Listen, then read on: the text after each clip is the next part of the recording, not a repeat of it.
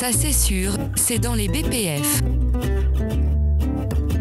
En plus, on s'est pris une pilule en inspection sur le sujet, il y a 5 ans. Mince, je trouve pas. Mais c'est sûr que ça y est.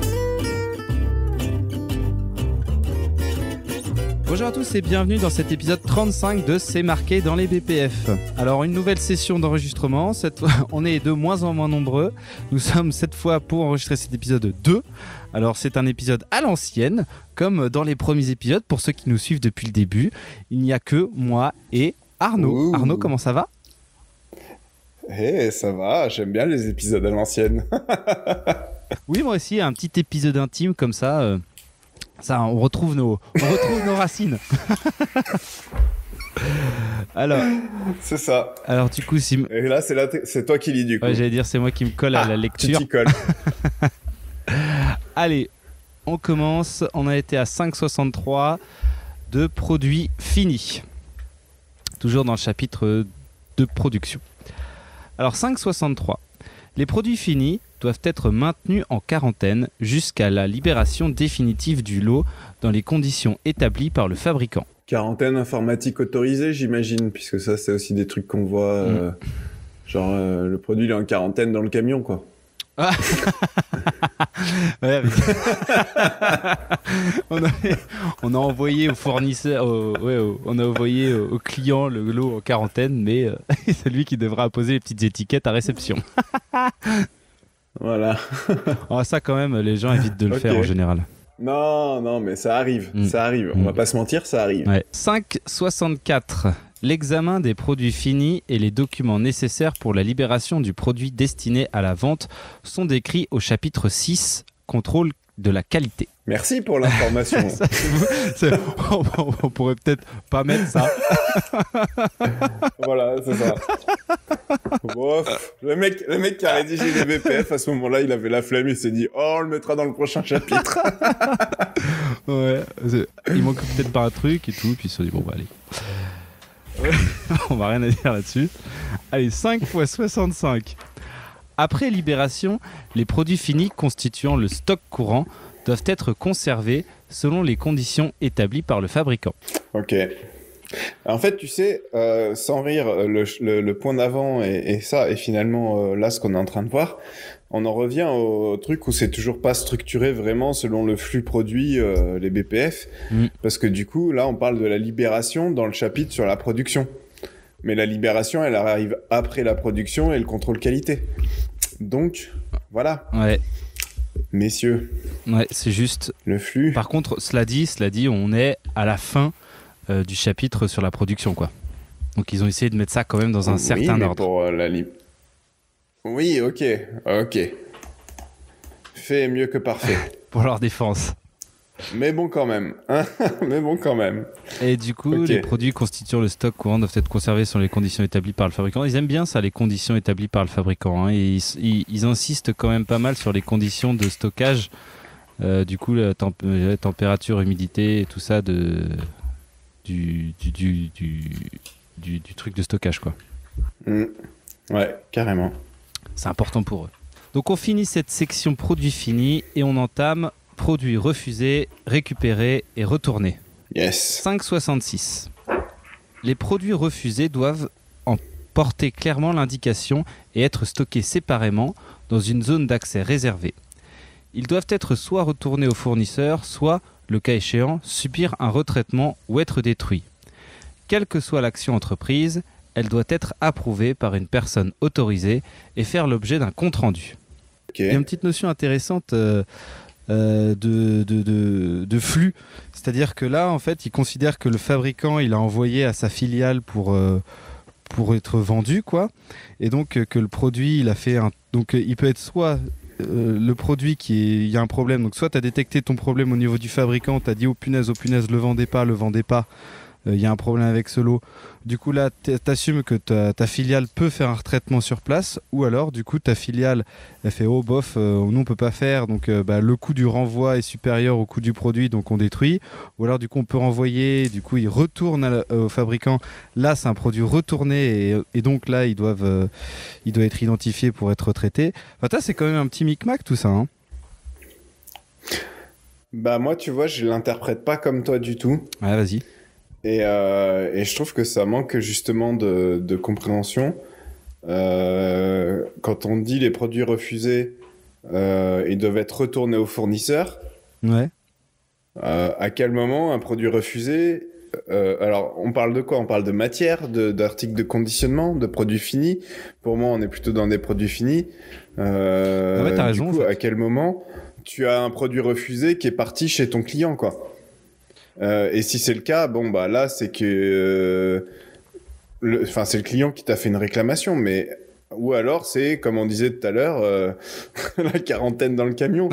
Enfin, tu vois, il y a un truc qui c'est bizarre cette phrase. Doit être retourné au fournisseur. Non, mais t'as raison aussi. Par exemple, si on t'envoie une matière de API, par exemple, et qu'au final tu l'ouvres et elle est toute pourrie. Enfin, tu sais, genre le fût, il a pris l'eau là. Enfin, tu sais, le fût en carton là, il a pris l'eau et c'est tout pourri. Bah là, du coup, effectivement, tu la mets en refusé. Et là, tu renvoies au fournisseur. Ouais, mais donc, tu vois, là, le petit compliment que tu faisais juste avant en disant, il y a quand même une notion d'ordre, là, on est sur la fin, c'est le produit fini. Et là, on repart sur les matières. Ouais, mais ça... What the fuck? On a déjà parlé des matières il y a quelques épisodes. Et alors, j'avoue, je m'en rappelle plus. Est-ce qu'on n'a pas déjà parlé des matières refusées? Oui, on a parlé des matières refusées un petit peu, mais là, ouais, effectivement. Bah, c'est pour ça que j'ai été induit en erreur, je pense, sur que c'était des produits finis, ouais. Ouais. Récupérer, retourner. Parce qu'après, du coup, ils intègrent refuser et retourner. C'est-à-dire que retourner, c'est le client qui te le retourne pour X raisons. Et c'est là où, en fait, le retournement, enfin, quand tu retournes un produit, c'est hyper compliqué. Oui, quand tu récupères des choses voilà. Ouais, c'est hyper compliqué de le remettre en circuit parce que là, tu sais pas du tout ce qu'il a subi dans le transport, de chez le client, etc. Donc là, exactement. Là, t'es plutôt enclin à le détruire, quoi. Hein. Bon. À part si tu sais que tes trucs sont super stables et on s'en fout de à quoi ils sont exposés, parce que, bon, en général, c'est pas ça, pas trop ça. On va voir ce qu'ils nous disent après. 5.67. Le retraitement de produits refusés devrait être exceptionnel. Il ne peut être permis que si la qualité du produit final n'est pas affectée, si les spécifications sont bien respectées et si l'opération est effectuée conformément à une procédure définie et agréée après évaluation des risques encourus. Le retraitement doit faire l'objet d'un compte-rendu. Donc là, effectivement, on parle du du coup, quand tu retraites un lot conditionné, par exemple, tu t'es rendu compte que, je sais pas, tes mentions variables imprimées sur ton étui sont pas bonnes, tu réouvres tout et tu reconditionnes tout. Ouais, bah. Ça rentre là-dedans. Ouais. Ok. Bah, ça rentre totalement dedans. Et du coup, c'est pas, si ça reste exceptionnel, mais ça reste aussi exceptionnellement courant, quoi.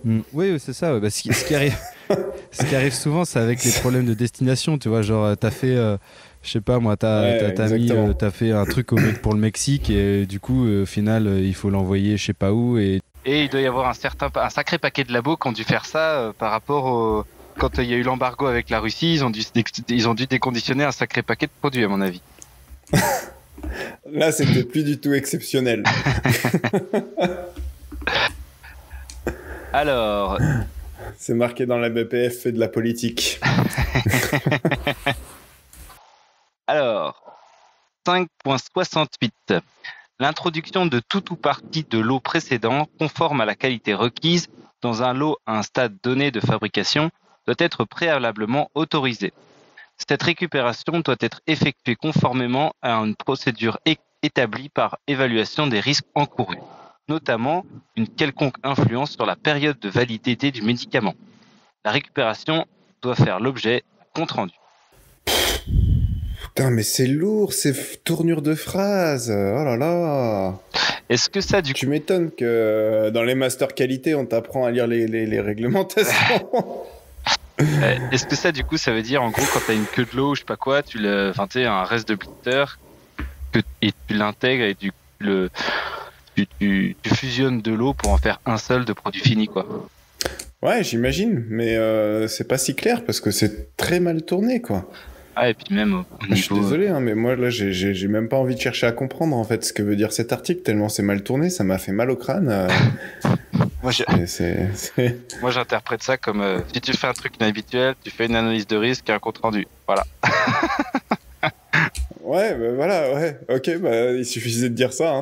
Et puis tu le mets pour en introduction des BPF pour tout ce que tu fais. Bah ouais. Après, c'est les trois derniers trucs qu'on a vus, c'était un peu ça. Hein. Ouais. 5.69. La nécessité de réaliser des contrôles supplémentaires sur tout produit fini qui a été retraité ou dans lequel un produit récupéré a été incorporé doit être prise en considération par le département de contrôle qualité. Faites vos plannings, vos charges capacité et attendez-vous à vous prendre une vague de contrôle en plus à faire, quoi. Ouais. Puis, t'as pas ça aussi, t'as aussi les stabs. C'est-à-dire que si t'as fait un truc bizarre, Ouais, pareil, tu peux ouais. t'en prendre un stab. Et les stabs, là, pour le coup, c'est pas du tout anodin. Hein. Quand tu fais des points de choses, c'était... Non, c'est clair. J'avais, je sais plus qu'est-ce qui me disait ça, mais c'était genre 2000 € le point de stab, quoi. Mais par contre, je suis désolé, mais le 5.69, je serais curieux de savoir quel est l'historique qui a amené à rédiger cet article de Captain Obvious, quoi. Parce que franchement, si tu fais un retraitement de ton produit ou que tu réincorpores machin, bah évidemment qu'il va y avoir des contrôles supplémentaires. Bah ouais. Et évidemment que le département du contrôle de la qualité doit le considérer. Bah, C'était peut-être c'est un peu évident, quoi. Dans le temps où la production et le sécu étaient très très très très très silotés. Ils se dit bon, on va peut-être quand même mettre un truc au cas où. Pourquoi tu dis dans le temps? C'est plus siloté maintenant? Mais c'est vrai, alors du coup tu justifies cet article. Ouais, non mais t'as raison, hein. Ouais. Si ton analyse de risque elle est bien faite, normalement cet article il saute. Bah oui. Allez, 5,70. Sauf si leur qualité ne fait aucun doute, les produits ayant fait l'objet d'un...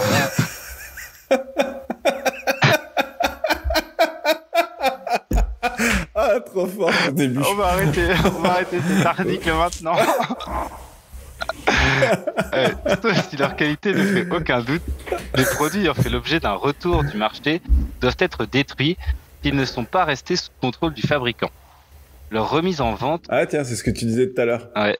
Leur remise en vente, leur réétiquetage ou leur incorporation à un lot ultérieur ne peuvent être envisagés qu'après un examen critique effectué par le département du contrôle de la qualité selon une procédure écrite. Ouais, c'est chaud hein, ça. Hein. Ouais, mais ça franchement, j'avais essayé de faire à l'époque une espèce de checklist de tout ce qui doit être, de tout ce qui doit être vérifié pour un produit retourné pour savoir si on pouvait le vendre. Laisse tomber quoi. Enfin, en gros, 100% du temps. Après, si c'est un produit qui coûte des millions d'euros, tu vas peut-être plus te poser la question, mais franchement, c'est chaud. Hein. Bah oui, mais enfin, comment C'est chaud, parce que comme tu disais tout à l'heure, t'as perdu plein de points sur la maîtrise de ce qui s'est passé, quoi. Ouais, mais après, du coup, tu peux contrer ça. Parce que moi, nous, on avait un produit qui valait un peu de rond quand même. Et pour contrer ça, en fait, il faut avoir une politique de retour. En fait, il faut que tu prennes en charge le retour client. C'est-à-dire que quand tu as une réclamation et que le mec désire faire un retour, et ben en fait, il faut que ça aille... C'est toi qui le gère. Ouais, c'est toi qui gères le rapatriement du produit. Et après, tu peux le faire que lorsque le client l'a depuis X heures. Et du coup, ces X heures, elles sont indexées sur le temps que le produit il peut pas subir de dommages, quoi. Donc tu vois, en gros, le gars, il faut qu'il soit super rapide à faire son truc, quoi. Pour finir le 570, lors de cet examen, la nature du produit, les conditions de stockage requises, son état et l'historique de la situation, ainsi que le temps écoulé depuis sa livraison, doivent être pris en considération. Ces produits ne doivent pas être jugés aptes à une remise sur le marché ou à une réutilisation s'il a subi le moindre doute sur leur qualité. Un retraitement chimique en vue de récupérer le principe actif peut cependant s'avérer acceptable. Toute action Ah ouais. entreprise doit faire l'objet d'un compte-rendu. Pénurie de produits due à cette contrainte de fabrication. Hein? C'est quoi cette dernière phrase? Pénurie de produits due à des contraintes de fabrication. On est vraiment marqué pénurie de produits due à des contraintes de fabrication. Genre, j'ai pas, voilà, hein, c'est Ouais, pénurie de produits due à des... ouais, Bon, je sais pas. relis-le encore une fois pour t'en convaincre, mais franchement, c'est comme un cheveu sur la soupe, celle-là. Allez, on va essayer de rajouter ça. Pénurie de produits due à des contraintes de fabrication. Bah, je ne sais pas. Bon, en tout cas, Je comprends pas, mais c'est hallucinant. par contre, Je comprends pas. moi, je suis choqué par Ouais, le truc, les retraitements le chimiques. retraitement chimique, on veut Pour récupérer le principe actif. Genre, tu vois, t'as des comprimés de paracétamol, tu t'en retournes à 1 million. Déjà, faut taper le dé. Bah, bon, après, ça, c'est un autre problème, mais si jamais t'as un vrac de paracétamol qui revient, tu peux tout rebroyer, tu peux tenter une extraction, pour avoir le paracétamol pur. Oh là là, laisse tomber, il faut un il faut avoir validé ça. Je vois pas. Ouais, non, en fait, il doit y avoir des cas très spécifiques pour peut-être arriver à le faire. Ouais. Bah après, en soi, c'est pas si bête, hein. Ah. Moi, ça me fait penser au podcast qu'on avait fait il y a quelques temps là sur GM Podcast sur la fragilité de la chaîne de santé. En soi, c'est pas si bête. C'était pas. Parce que en fait, faut voir un peu ce que ça nécessite, mais t'imagines pour un pauvre retour la quantité de principes actifs que tu balances dans la nature pour rien, quoi. Ouais, bah après ça dépend de la taille du retour. C'est vrai qu'il faut toujours mettre un cut à voilà, s'il y a plus de 15 000 balles de produits, là on se pose la question comme ça. Mais pour moi ça s'apporte quand même à de la qualité de guerre, hein, ça. Enfin c'est. C'est si jamais on a vraiment plus rien du tout et que c'est un truc qui est vraiment super essentiel, bah voilà, c'est peut-être pour ça qu'ils ont mis d'ailleurs pénurie de produits due à des contraintes de fabrication.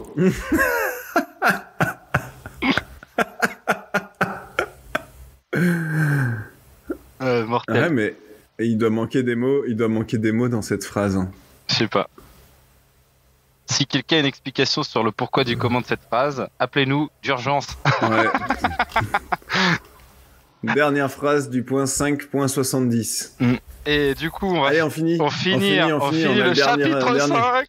On finit le chapitre 5, 5.71, enfin le chapitre 5. Allez, 5.71. Le fabricant doit notifier au titulaire de l'autorisation de mise sur le marché toute contrainte de fabrication pouvant aboutir à une restriction anormale d'approvisionnement. Cette notification doit être effectuée dans un délai permettant au titulaire de l'autorisation de mise sur le marché de reporter aisément la restriction d'approvisionnement aux autorités compétentes conformément à ses obligations légales en vigueur. C'est pour ça qu'il y avait cette phrase à la fin du 5.70. C'était le titre du 5.71. Pénurie de produits dus à des contraintes de fabrication. C'est juste qu'il y a un problème de mise en forme. Ah ouais, t'as raison. J'annule l'appel à témoins. Il y a le comment ça s'appelle, le relecteur AQ là des BPF qui a pas bien fait son travail. Vous voyez, même dans les BPF, il peut y avoir des coquilles qui sont pas vues à la relecture. Ça se trouve, ça a été additionné il y a pas longtemps. Faudrait qu'on regarde dans les notes d'ajout. Si ce paragraphe-là, il a été ajouté genre très très récemment. Après le Covid, par exemple, ou quelque chose comme ça. Ah. Intéressant, ouais, parce que c'est vrai que moi, c'est la version 2022 des BPF. Je suis en train de préparer un épisode de malade de Good Manufacturing Podcast, un peu là-dessus là. Ça va être le meilleur épisode qu'on ait jamais fait. Ok, bon bah voilà, on est arrivé au bout du 5. Ouais, c'est terminé. On n'a pas trop commenté celui-là. On n'a pas trop commenté à part qu'on a critiqué la mise en forme du titre. Ouais, non, mais c'est vrai qu'effectivement, et c'est un très bon article, je trouve ça pour le coup. Et je sais pas à quel point c'est respecté. Et cela dit, parce que en fait, en général, un problème. Imagine l'usine brûle, bah tu sais, une fois qu'elle est brûlée, tu l'appelles quoi. Et ouais, ça a cramé, j'y peux rien.